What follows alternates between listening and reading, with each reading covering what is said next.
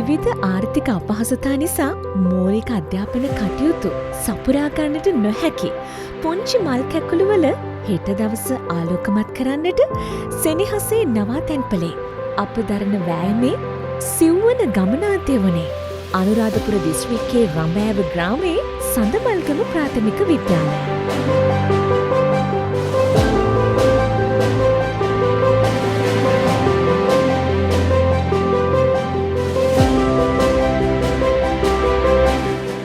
පුංචි පැටවුන්ගේ මානසික සතුට වෙනුවෙන් විනෝද ක්‍රීඩා මෙන්ම සංගීතමය වැඩසටහනකුත් අපි විසින් සංවිධානය කරලා තිබුණා.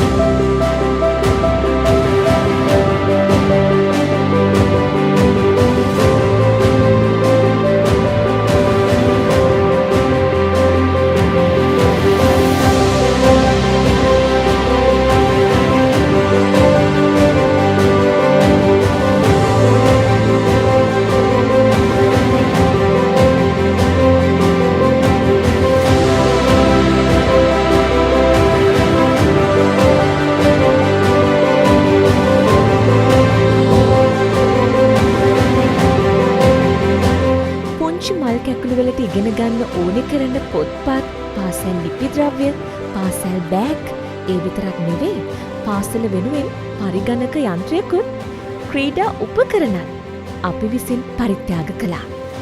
සෙනෙහසේ නවාතැන සමාජ සත්කාර නිර්මාතෘ ඉසුරු මාමා ඇතුළු නැන්දලා මාමලා ආච්චිලා සීයලා අපි වෙනුවෙන් දුන් පාසල් උපකරණ ඉතාම අගය කරනවා.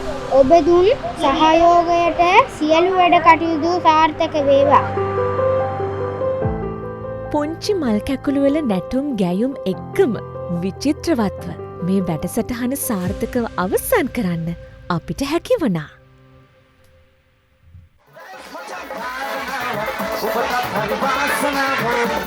අනේ ඔබ කැමති නැත්නම් මට මස්සින වෙන්න.